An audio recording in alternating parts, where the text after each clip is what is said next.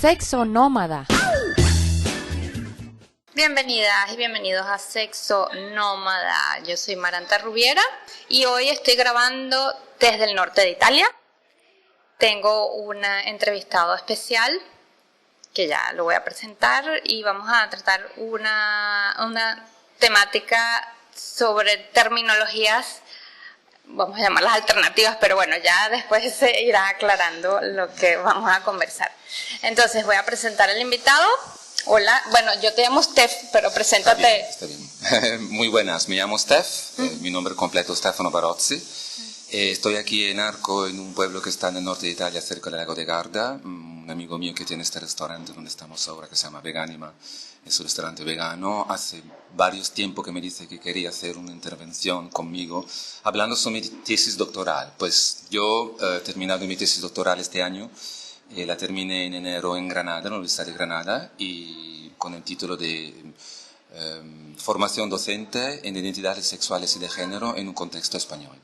Prácticamente ofrecí 2 o 3 cursos de formación, uno en inglés y otros en castellano, para saber cómo tratar temáticas relacionadas con las identidades sexuales y de género, o sea, la homofobia, la transfobia, el heterosexismo, ahora hablaremos un poco de estas palabras, y sobre todo para poder enseñar a futuros docentes y también a alumnado universitario sobre cómo tratar estas temáticas cuando lleguen a enseñar en un contexto académico o escolástico.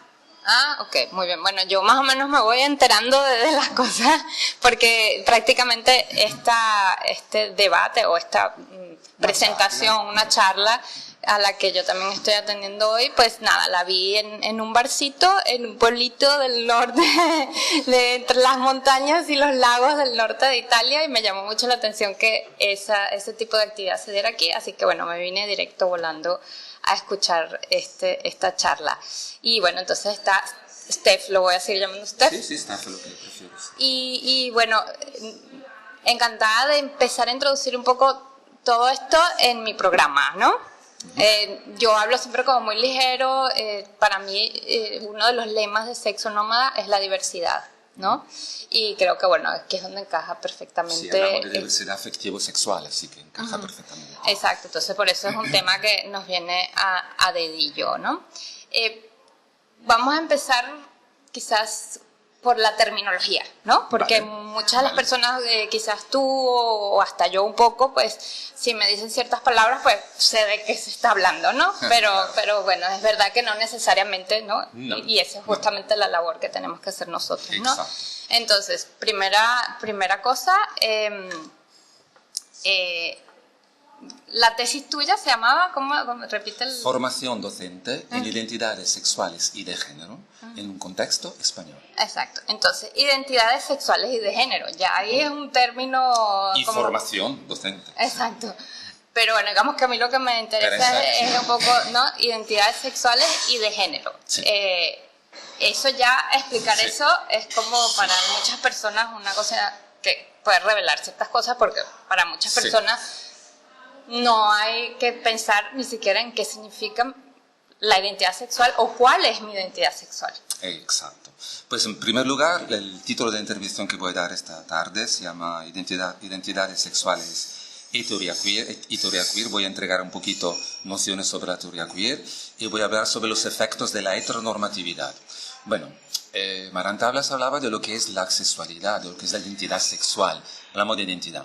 Identidad para mí es algo social, como lo reconoce la teoría queer, o sea, es algo que o bien lo construimos nosotros y nosotras y nosotres. En España se ha utilizado el E neutral para usar un lenguaje inclusivo y no discriminatorio, así que digo les participantes, les niñas, nosotres, pero no ha entrado en la lengua española, eso queda claro, desgraciadamente. Es una manera de evitar la X o la arroba hablando. A mí me ha tocado hacer entrevistas así con personas que hablan así y bueno, he tratado de esforzarme porque es muy difícil empezar a hacerlo, ¿no? Pero si yo le explico, creo que no es un problema. La niña puede ser femenino, masculino, neutral, lo que sea. La niña es femenina, el niño es masculino, los niños son solo masculinos, las niñas son solo femeninas, y las niñas engloban todo el mundo que o es masculino o femenino o no quiere ser ni uno ni otro. Y eso es muy queer. Eso, digamos que es un poco el resumen de lo que significa una de las características de la palabra queer. Bueno, la identidad sexual, por lo que me concerne, es algo social. O sea, lo estaba diciendo antes, o lo reconocemos porque lo sentimos, o mejor, nos han empujado a reconocernos en una cierta identidad. Voy a dar un ejemplo. Yo cuando era niño o niña, me vestía con ropa de mi hermana, de mi madre, me habría gustado ser más femenino o femenina. Y mi hermana, me acuerdo, antes de ir a la escuela primaria, me dijo, no puedes ir con la ropa mía o la ropa de mi madre porque está en contra de la ley. Yo tenía 6 años, mi hermana 9, y mi hermana había entendido perfectamente lo que es el código de género, que no es una ley escrita, pero es una ley que existe y que puede llevar a matar a la gente. Bueno, el bullying escolástico, claro, pero con mucho odio puede llegar también a matar o al suicidio. Entonces, cuando llegué a tener 16, 15, 16 años, me dijeron, la gente que estaba a mi alrededor me dijeron, si te gustan más los chicos, eres gay. Vale. Entonces, hablamos de identidad sexual o de género, que yo más o menos no quiero hacer una diferencia ahora para no confundirnos. A mí me impusieron esta identidad de gay y cuando crecí con mi edad me di cuenta, vale, simplemente porque me gustan los chicos más que las chicas, tengo que reconocerme en esta identidad. Pero ha sido algo que he decidido yo o he decidido la sociedad.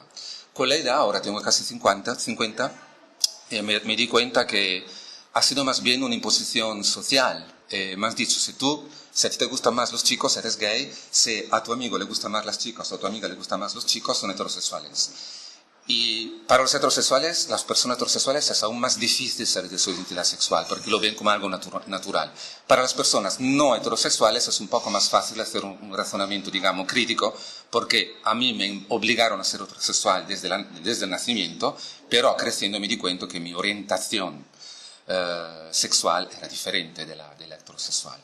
Entonces la identidad puede ser algo que nos han impuesto, o más bien la mayoría de la gente cree que es algo que decidimos nosotros y nosotras y nosotras y pensamos que es algo que nos appartiene, es algo que es nuestro, como ser italiano, como ser hombre, por ejemplo. Yo cuando doy mis charlas digo siempre, no me considero gay, no me considero heterosexual y no me considero hombre. Veo que la mayoría de los casos no me hacen muchas pegas cuando digo que no me considero gay o heterosexual, o lo hablamos, para cuando digo que no me considero hombre, ya veo los ojos que saltan. Ya, bueno, aquí ya llegaste. Ya. ¿Cómo? Y bueno, ahorita vamos a una pausa musical y seguimos con esta conversación sobre la teoría queer, vamos a llamarlo así. Y ya regresamos en Sexo Nómada.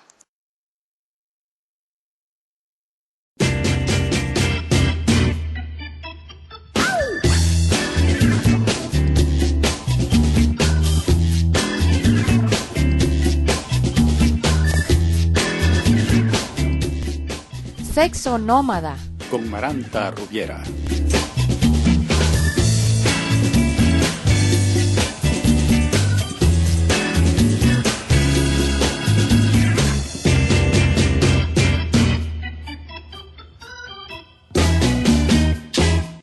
Muy bien, aquí estamos de regreso en Sexo Nómada, grabando en un barcito de lo más agradable en el norte de Italia y entrevistando a Steph. Entonces, Steph, estabas hablando antes de cómo es eso de ir entendiendo lo que es la propia identidad sexual, ¿no? Sí. Y decías que cuando decías que, bueno, que no te considerabas ni heterosexual, ni gay, ni hombre, ¿no? Exacto. Ya las personas decían, bueno, un momento, ¿y entonces qué eres, no? Porque es como que, bueno, y que entonces no eres nada, que vamos la cosa, ¿no? Supongo, ¿no? Sí, ese es un poco el problema de nuestra sociedad. La sociedad nos impone ser algo y tenemos que definirnos siempre. A ver, hay un lado positivo, ¿por qué? Porque te puedes incorporar en un grupo, sentirte hacer parte de un grupo que te hace sentir bien y te sientes más segura. Entonces esto es el lado positivo. El negativo es que lo mejor te acoplas con un grupo de personas que al final te das cuenta que no eres tú. Entonces, hacer esto, tu autodescubrimiento, es muy difícil. Empezamos con lo de hombre. Yo no me considero hombre a nivel social. Soy varón, tengo pene, he nacido con pene, pero yo cuando era niño o niña, ya lo había dicho antes, si hubiera crecido, para explicarme mejor, si hubiera nacido en un lugar donde, por ejemplo, existían diferentes tipos de géneros, como hay algunos casos en poblaciones indígenas, también en México, a lo mejor habría elegido un género diferente del masculino y del femenino. Habría podido ser algo intermedio. Pero, sí, que están los mushes, ¿no? Perfecto. Sí, sí. Y entonces yo no sabía tampoco que podía ser gay. Podéis imaginar, si no podían imaginarme que no podía ser hombre. Entonces quiero decir que lo que parece natural muchas veces es social, porque una persona vive su propia naturaleza y su propio sentirse con su propia identidad, orientación, en un modo totalmente personal. Por ejemplo, la sexología, el sexo alternativo también es personal, ¿no? Es como lo vive la persona. Y entonces, esto me ha llevado a pensar, un momento, aquí yo no encajo. Entonces, me ha preguntado antes, ¿qué eres? O la gente. Pues para mí es más fácil decir lo que no soy. No soy hombre, no soy gay, queda claro que no soy heterosexual. Vale. Nuestra sociedad no pide una definición. Poder decir que soy queer o genderqueer, o fluido, que tengo una sexualidad fluida. O sea, entonces, me he enamorado de chicas, me he enamorado de trans, he tenido sexo con chicas, pero mi preferencia es con los hombres, pero no por eso tengo que sentirme obligado a formar parte del grupo de gays. Porque no, desde el punto de vista social y político hay muchas cosas de las cuales no comparto. Porque, repito, yo lo veo más bien como una cosa social. Y, por ejemplo, vamos entonces a entrar en la palabra queer. Sí. Que eso es otro término perfecto. A definir, ¿no? La palabra queer es una palabra inglesa que ya se escucha en todo el mundo. Originariamente era una palabra despectiva que significaba maricón. No sé si en México se dice maricón, pero bueno, se entiende. Seguramente se entiende. Despectiva para hablar sobre los hombres homosexuales. Y... no sé, pendejo, yo qué sé, bueno. Y nada, pero la población, digamos, LGBT... y después voy a explicar lo que significa LGBTI y Q, que Q se refiere a queer, empezaron a retomar un poco la palabra para transformarla en algo positivo. De hecho, ahora, con la teoría queer se ha transformado una palabra muy negativa en una palabra inclusiva. Entonces, queer tiene varios significados, es muy difícil darle una definición fija. El primero es un significado inclusivo, que incluye todas las personas que no son heterosexuales, LGBTI, o sea, lesbianas, gay, transexuales, transgéneros, bisexuales, intersexuales y genderqueer. El otro significado es, entonces se puede usar queer para incluir todas estas personas que no son heterosexuales. Después vamos a ver lo que significa heterosexual, porque eso puede crear muchas confusiones, porque yo conozco personas trans que por su orientación dicen que son heterosexuales. Entonces, no quiero confundir, pero creo que se entiende lo que quiero decir. Después, queer, a la palabra queer, a la teoría queer no le gustan mucho las etiquetas. No le gusta que estamos etiquetados como hombres, mujeres, y como homosexual, heterosexual. Entonces estoy hablando ahora de binarismo. El binarismo de género nos ha forzado a ser o una cosa u otra. O eres un chico, o eres una chica, o eres homosexual, o eres heterosexual. Prácticamente el binarismo es muy peligroso. En primer lugar, la palabra homosexualidad nació antes de la palabra heterosexualidad. Mucha gente no lo sabe, en el siglo XIX en Austria. ¿Por qué?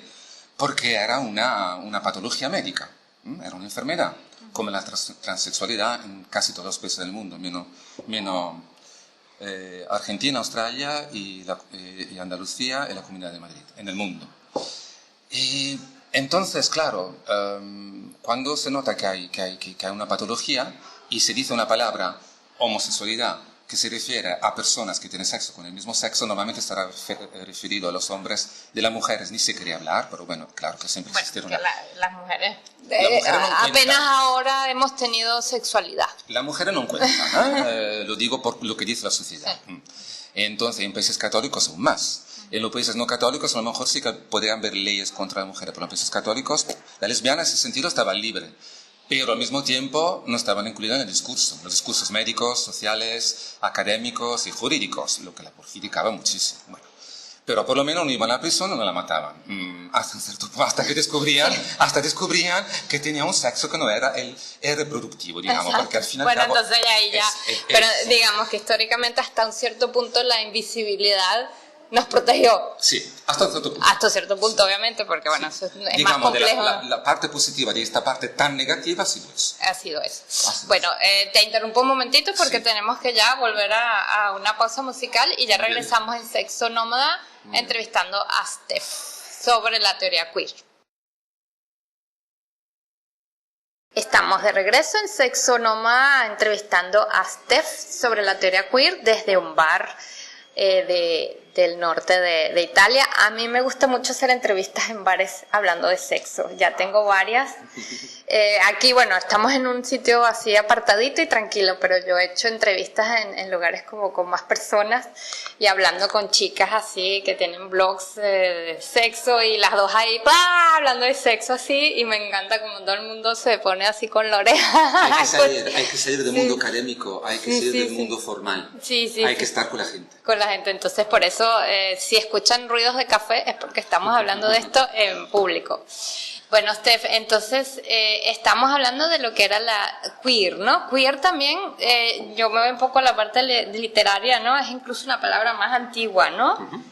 Originalmente no tenía ni siquiera nada que ver con el género ni con los maricones, sino queer es algo que extraño uh-huh. En cualquier ámbito, ¿no? No, nada más del género. Entonces de ahí evolucionó a ser maricón y ahorita como que tiene incluso otra, ¿no? Entonces es una palabra muy fluida, sí. Es muy queer, la palabra queer es muy queer. Queer es muy queer, pero hay que decir que al principio cuando significaba extraño, raro, ese significado prácticamente era perdido. La gente cuando dice queer tiene que ser un contexto muy específico en inglés para que signifique raro. Sí. Ahora ya significa dentro de la teoría queer o personas que lo usan para decir maricón. Pero es verdad, significa raro, extraño y mal visto, todo esto negativo. Para terminar un poquito sobre la teoría queer, que se refiere más bien a identidades sociales, antes hablé un poquito del binarismo de género. La teoría queer quiere romper un poquito con el binarismo de género. Quiere decir, vale, he dicho antes que la homosexualidad nació antes de la heterosexualidad, tuvieron que inventar la palabra heterosexualidad, ¿por qué? Porque en pocas palabras, una no puede vivirse la otra.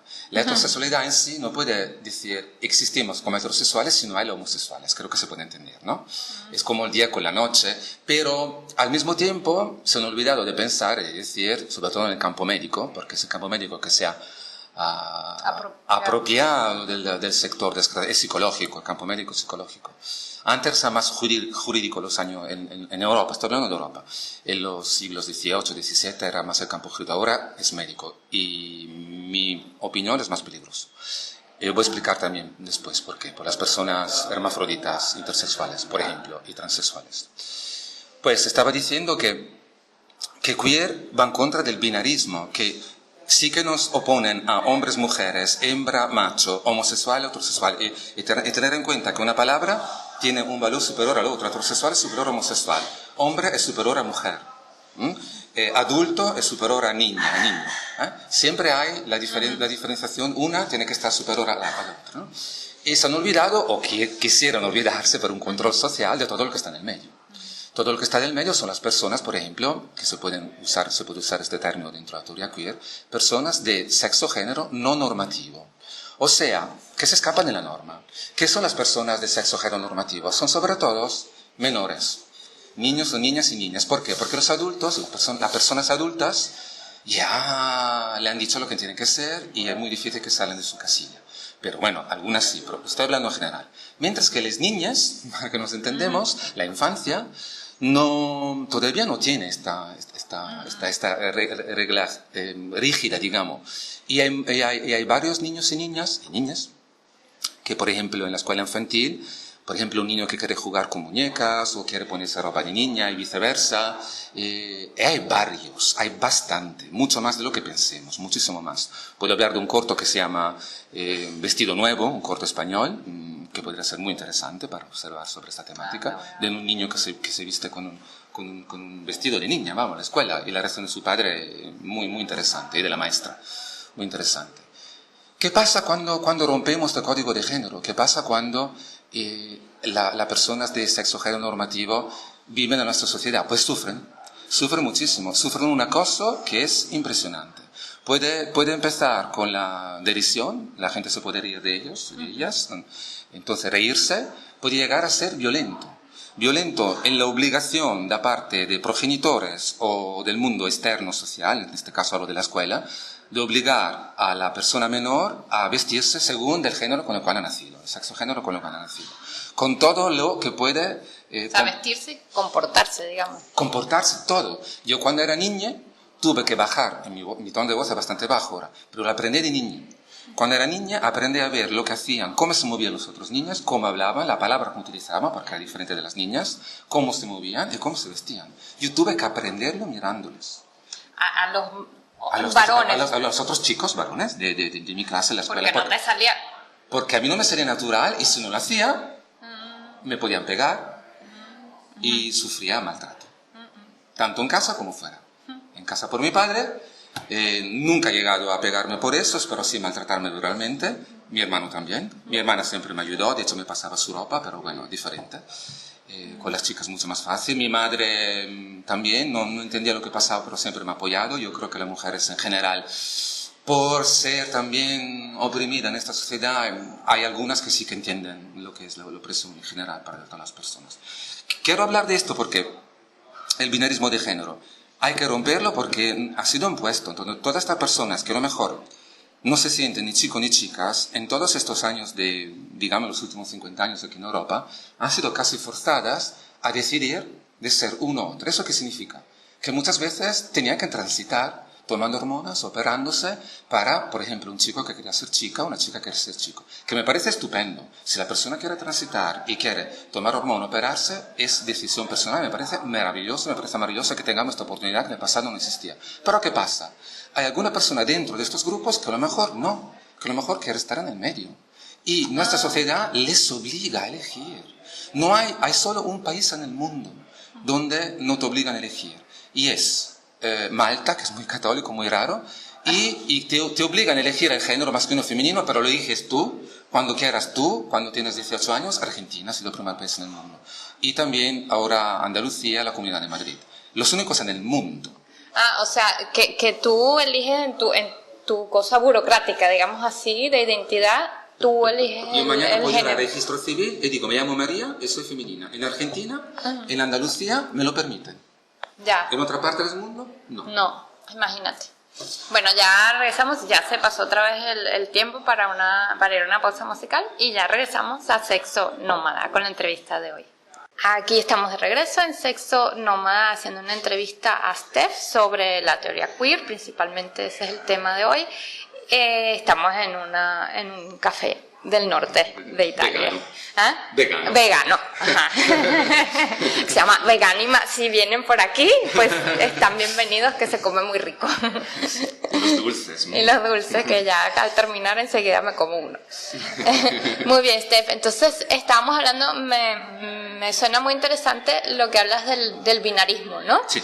El primer binarismo que todos conocemos es hombre-mujer. Sí. Pero claro, estás yendo más allá, o la teoría queer, de lo que estoy entendiendo, va más allá en el sentido que no es solo ese binarismo, sino el binarismo de que eres homosexual o heterosexual, primeramente. O sea, como que si no eres heterosexual, eres homosexual y viceversa. Exacto. ¿No? Y otra cosa que estás trayendo ahorita, subrayando, es lo de la identidad trans, ¿no? Sí. Lo que es lo de transitar de un género a otro, porque, bueno, si no quieres ser hombre, entonces tienes que ser mujer. Exacto. Y si Ahí no es el quieres problema. ser mujer, entonces tienes que ser hombre. Ahí es el y problema. entonces se da el fenómeno de transgéneros, que yo pienso que, por lo menos en nuestra cultura occidental, es reciente eso, porque, bueno, por ejemplo, en la India están la Isra, que bueno, yo escribí sobre ellas en mi novela, escribí un fragmento de ellas, porque las conocí, después en México están los muchos, ¿no? Entonces, claro, Indonesia. En muchas culturas hay esto, pero digamos que sobre todo antiguas. En nuestra cultura, en cambio, occidental, moderna, como la que eres contemporánea.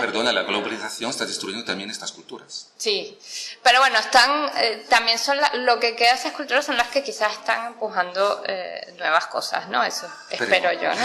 Esperemos. Y entonces, claro, para nosotros, digámoslo así, es reciente esa capacidad de poder transitar de un género a otro. Exacto. Digamos que es reciente porque se aproxima solo el lado médico, ¿no? Es reciente por ley, digamos, un reconocimiento legal. Hay muy pocos países, estamos en Italia ahora. En Italia una persona trans está obligada a pasar 2 o 3 años, no sé cuántos, porque yo vivo en España antes eran 2, pero creo que aquí más o menos eran 2 o 3 años, de seguimiento médico psicológico. O sea, es una persona que se ocupa de psicología que decide si la persona es trans o no. Y la persona cuando va a presentarse a a la persona psicólogo o psicóloga, tiene que ir con el género que le gustaría ser. O sea, un hombre que quiere ser mujer, yo se lo dije a una amiga mía aquí, le dije, ¿quieres ser mujer? Vale. Entonces, cuando te vas a presentar, tienes que decirles que te sientes mujer, tienes que ir muy maquillada, tienes que ponerte una falda, tienes que ir con la ropa más femenina que puedas encontrar. Con mucho maquillaje, tienes que portarte, que no es muy femenina ella. Además, le gustan las mujeres. Entonces dijo, tienes en absoluto que decirle que te gustan los hombres, porque no van a entender, ya no tienen tu cambio de binarismo, no van a tener el otro, de tu orientación sexual. No van a tener, ¿cómo? Eras hombre, quieres ser mujer y te siguen gustando las mujeres, entonces ¿por qué quieres ser mujer? Entonces, ¿quieres ganar? Porque fue a juicio. Pero ella estaba haciendo esto para poder cambiar el género. Para poder cambiar el género en su pasaporte, en su documentación, pues. Y para poder cambiar su nombre para ser reconocida como mujer. Okay. Sin operarse. Cuidado, sin operarse, porque la ley italiana te obliga después de 2 años de seguimiento a operarte. Sin el cambio, sin operación de cambio de sexo, no es posible ser considerado el sexo masculino o femenino. Si la persona aquí en Italia no se opera, en su registro estará siempre con el sexo-género de nacimiento. Entonces, esto es una forma de cissexismo. Después voy a hablar de lo que es el cissexismo. Entonces, esta amiga mía la ayudé para decir lo que tenía que hacer y fue a un tribunal, ganó la causa porque le dijo que le gustaban los hombres, era muy femenina, se portaba muy femenina, pero es ridículo. Esto a mí muy contento porque ha sido el segundo caso en Italia, entonces, porque por vía legal, a través de un juicio, ganó, era una jueza y quizás la entendía un poco mejor. Yo insisto, ¿pero qué es lo que ganó? O sea, ¿qué es lo que...? porque no se lo otorgaban. No, ella podía ser mujer, porque quería ser mujer, solo con la operación. O sea, porque no quería operarse, pues. No quiero operar. Ella quería ser mujer sin operarse. Exacto, ese era el problema. Sí, quiero operarse a lo mejor en el futuro, pero ahora ella no quiere operarse. Está contenta como está con su cuerpo, tiene hormonas, tiene seno, pero sigue teniendo el pito, como se dice en español. y no está en su interés operarse. Entonces hizo una batalla legal y la ganó. Okay. Pero la ganó a fuerza de decir binarismo. Y porque ella quería... Pero bueno, claro, habrán quedado todos confundidos, porque binarismo, pero me quedo con esto, pero no. Ya, pero a ver, esto es una cuestión de operación. La jueza le ha dicho, yo te veo, escucho, siento una mujer, aunque no te he operado, tú eres mujer. Esto ha sido el dictamen de la juez. Okay. Vale. Ha sido todo positivo para esta amiga mía, porque claro, ahora puede cambiar su género y su nombre sin tener que operarse, pero lo que tuvo que hacer a mí me pareció un poco una forma de opresión, porque no podía ir vestida como va normalmente, que se viste normalmente, a veces con pantalón, no se maquilla, y no puede decirle que está enamorada de una chica, entonces no ha podido ser sí misma, ha tenido que actuar. Entonces quiero poner un poco dónde está el problema. Ya. Y el problema mayor, en realidad, está en las personas menores. ¿Por qué? Porque las personas menores jurídicamente no tienen derecho a decidir. Claro, y entonces toda esta batalla que libró esta amiga tuya... Pues ella tiene 50 años y pudo hacerlo porque claro, pero una persona menor tiene que tener el apoyo de los padres y madres, que muchas veces hacen un error típico. ¿Cuál es el error típico que hacen hoy en día? El binarismo. Hoy a mi chico le gustan las muñecas, quiere que le llamamos María, utilizo para que se entienda el nombre más común. Entonces ya no tenemos un chico, tenemos una chica. Cuidado porque esto puede ser un error impulsado por el binarismo. Inducido. Inducido por el binarismo. ¿Por qué? Porque a lo mejor dentro de este niño, que ahora quiere ser niña, tiene 4 o 5 años, a lo mejor con 8 o 9 años, quiere ser niño, ya no quiere ser niña. Claro. Y cuidado con las hormonas. Esa es otra cosa que quiero hablar en el próximo clip. Ya volvemos a Sexo Nómada, después de escuchar un poco de musiquita. Muy bien, aquí estamos en Sexo Nómada grabando desde un bar del norte de Italia. Estamos hablando de la teoría queer. Muy bien, Steph. Estamos entrevistando a Steph, que bueno, es un experto y ha escrito tesis y trabaja en eso, y justamente la tesis que escribió trataba este tema en el aspecto de la docencia, sí, ¿no? Exacto. Y porque se habla de la edad de la infancia, ¿no? Que es lo que decíamos antes de ir a la pausa musical, ¿no? Que durante la infancia esto no, o sea, ¿cómo puedes tú determinar ciertas cosas frente a la sociedad cuando eres un niño, pues, ¿no? Exacto. No puedes, pues. Entonces, con la formación que yo he dado, con la formación docente, voy a ofrecer también formación para los progenitores. ¿Por qué? Porque entiendan que está bien, me parece una cosa muy moderna que una madre, un padre o tutores, no siempre son madres y padres, o tutores decidan que de repente su niña quiere ser niño, entonces aceptan esto ya, es un paso adelante enorme. Pero tienen que controlarse, porque si no caen en el binarismo. Hay que darle espacio a las niñas para que crezcan y puedan decidir. El problema después viene con la pubertad, con las hormonas. ¿Qué hacemos? Le damos hormonas para bloquear la pubertad, para bloquear la parte femenina y la parte masculina. Esperamos que tengan un poquito de pubertad, digamos, natural de nacimiento, de su sexo género de nacimiento. Antes de darle hormonas, mi consejo es esperar un poquito a los 12, 13 años cuando empieza la pubertad para ver si la niña está de verdad convencida. Si están convencidos, sobre todo si es niño hacia niña, entonces sí que es mejor aconsejable darle hormonas. ¿Por qué? Porque se le mantiene la voz femenina. Si no le damos la hormona, a los 14 años, el chico, aunque quiera ser chica, tiene la voz como yo, más o menos. Y esto, aunque no debería ser una forma de discriminación, es una forma de fuerte discriminación en la sociedad. ¿Qué queremos hacer? Queremos evitar lo más posible la discriminación. Cuando hablo de discriminación de estos menores, pero de discriminación de todas las personas LGBTI, lesbianas, gays, bisexuales, transexuales, intersexuales, que voy a hablar en un minuto. Estas personas sufren discriminación, bullying y acoso escolar y social hasta que pueden ser en algunos países matados o suicidarse. En los primeros casos de suicidio, en los adolescentes, las personas adolescentes, en todo el mundo. Y cuando yo voy a hablar y me dice, hay cosas más importantes, yo le contesto, vale, ¿cuál es la cosa más importante? Dime, estamos aquí para hablar, no hay ningún problema. Pero como estamos hablando de una cosa relacionada a la sexualidad, es un tabú. Entonces no se quiere hablar. ¿Qué pasa? Pasa toda esta violencia, pasa estas personas que son matadas o se matan. No se habla porque muchas veces los progenitores no quieren hablarlo, hacerlo público por vergüenza.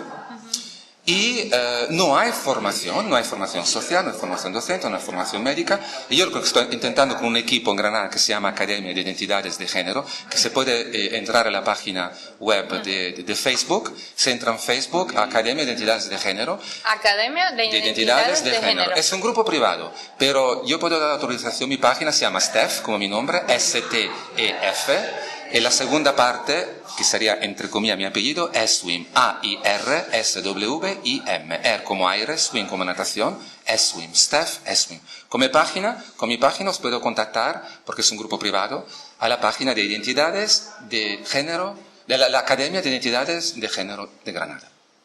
Estamos intentando hacer todo este tipo de formación. Entonces, cuando hablo de estas cosas, empiezo a hablar en la escuela, también en primaria, pero ¿sabéis que cuando llegan a ser adolescentes, la primera razón de suicidio es por razón de sexo-género? Entonces ya me dicen, vale, necesitamos formación. Ya se asustan porque no saben qué hacer. Entonces yo creo que es un problema social enorme. Vale. Creo que con eso quiero un poco concluir la parte de las personas trans y las personas de sexo-género normativo, que había muchísimas cosas que decir, pero el tiempo que tenemos es un poco limitado. Y quería centrarme un poquito, toda esta terminología que he estado usando hasta ahora se va a usar en la charla que voy a dar esta noche. Antes de hablar de las personas intersexuales, que antiguamente se llamaban hermafroditas, para que la gente me entienda en casa, quería terminar un poco con la discriminación hacia las personas trans. Hay la transfobia, que son insultos, pero existe también el cissexismo. El cissexismo es cuando, por ejemplo, se le impide a una persona trans femenina, o sea que era hombre que quiere ser mujer, de entrar a los baños de las mujeres, basándose en el hecho que esta persona había nacido como varón. ¿Vale? Una persona cisexual es una persona que se reconoce en su género, en sus órganos genitales, que sea masculino o femenino, en su género social, masculino o femenino, en su sexo género del subconsciente. Eso puede sonar un poco raro, pero para dar un ejemplo, es el contrario de una persona trans. Una persona transgénero, transexual, no se reconoce normalmente en una de tres partes. Estoy simplificando mucho. En una de las tres partes. Puede ser el sexo género del subconsciente, que te dice, yo no me reconozco mi sexo género. Puede ser que no se reconozca en sus órganos genitales. O puede ser que no se reconozca, como puede ser mi caso, y me considero más bien una persona trans que una persona cis, en su género. En mi caso, mi género masculino hombre, no me reconozco 100%, ¿vale? Entonces, una persona cisexual puede ser también homosexual. Puede ser una lesbiana, una mujer, que se reconoce su órgano sexual femenino, reconoce su género femenino, reconoce su sexo y género del subconsciente como femenino. Todo está alineado, pero su orientación sexual puede ser lesbiana, para entenderlo. ¿Ves? Eso no está es complicado. complicado, es complicado. No, quería decir que el cissexismo es diferente de la transfobia, porque la transfobia es un insulto directo, como la homofobia, mientras que el cissexismo es impedirle a una persona, por ejemplo, no reconocerle su género, utilizar el género masculino cuando la persona quiere ser de género femenino, no dejarle entrar en los baños del género que ha elegido la persona. Eso es ser cissexista. Es como buscar que todos estemos alineados en todos los aspectos de comportamiento. Una persona cisexual se siente superior a una persona transexual. Entonces la discrimina.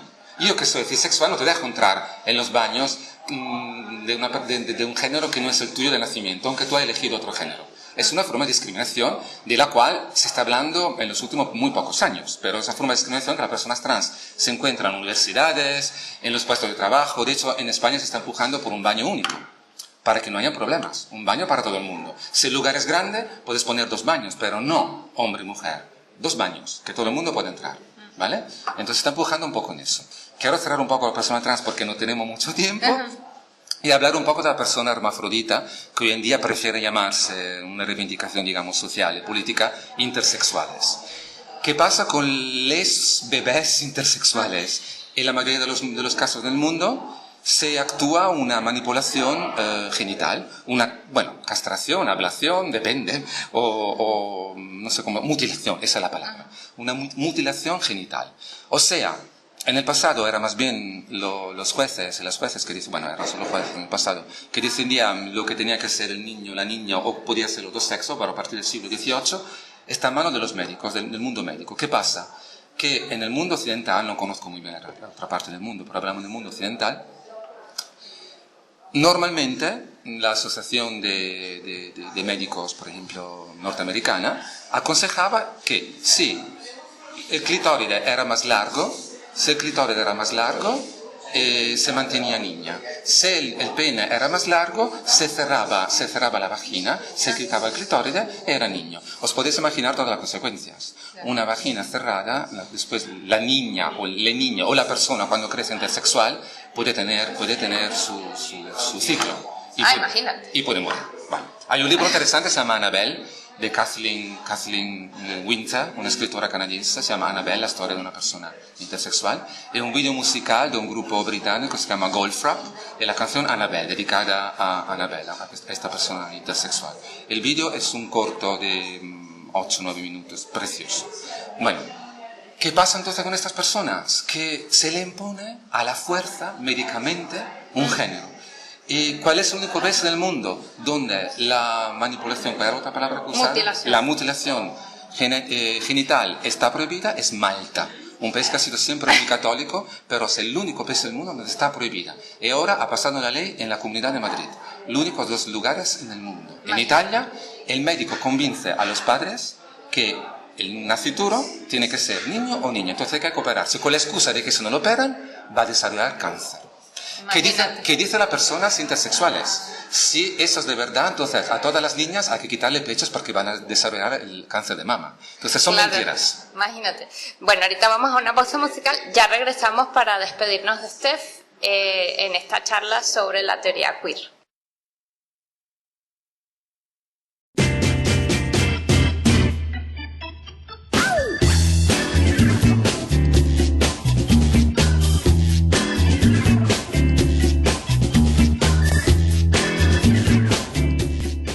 Sexo Nómada con Maranta Rubiera.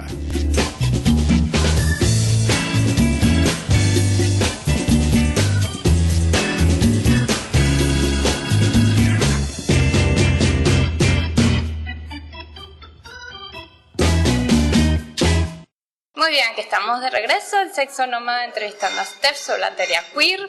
Y bueno, por supuesto hay muchísimas cosas que hablar y que decir. Yo estoy aprendiendo muchísimo de lo que él está conversando y bueno, estábamos hablando de los hermafroditas que bueno, intersexuales, que ahorita se llaman intersexuales.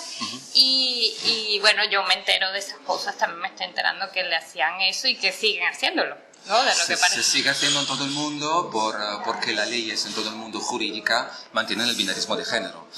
En Alemania han aprobado una ley, bueno, la aprobaron creo hace 2 o 3 años, donde el bebé o la bebé si nace intersexual, hermafrodita significa que puede tener los dos sexos, una parte del cromosoma de uno, una parte del cromosoma del otro, o puede tener hormonas más fuertes de un sexo que el otro.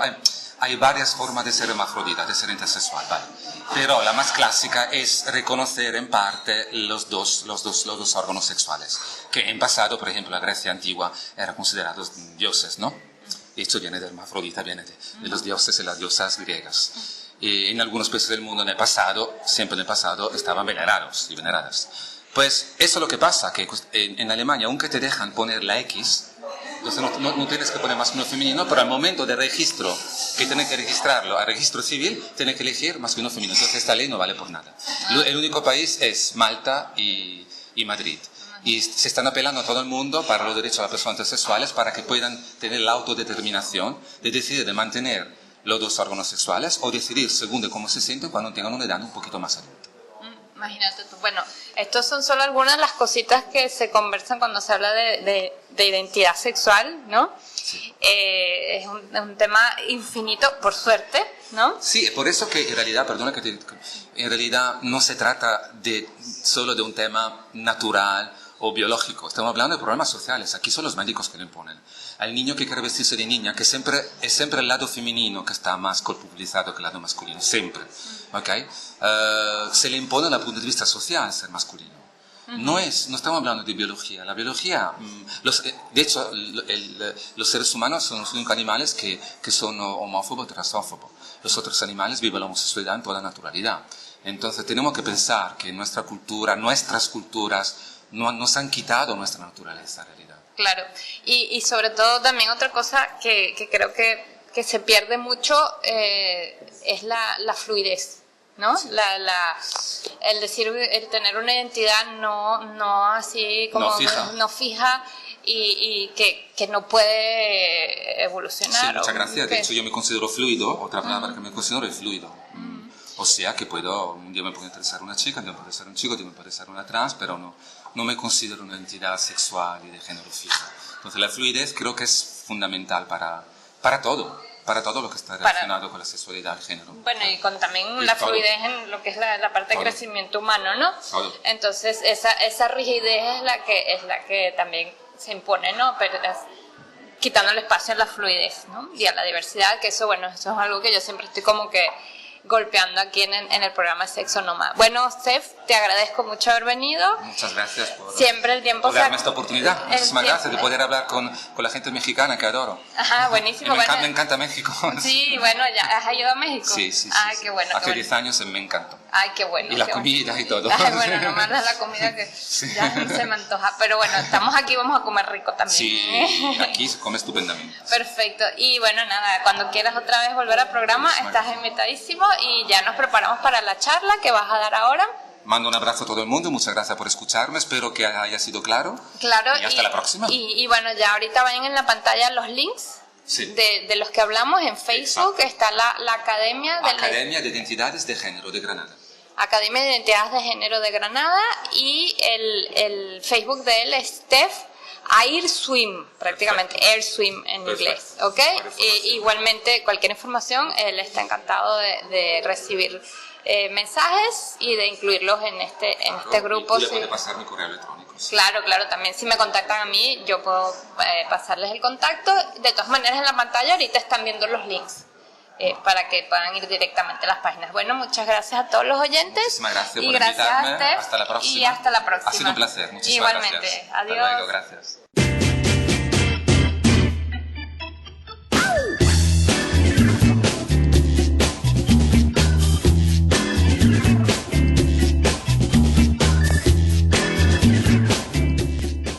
Sexo Nómada con Maranta Rubiera.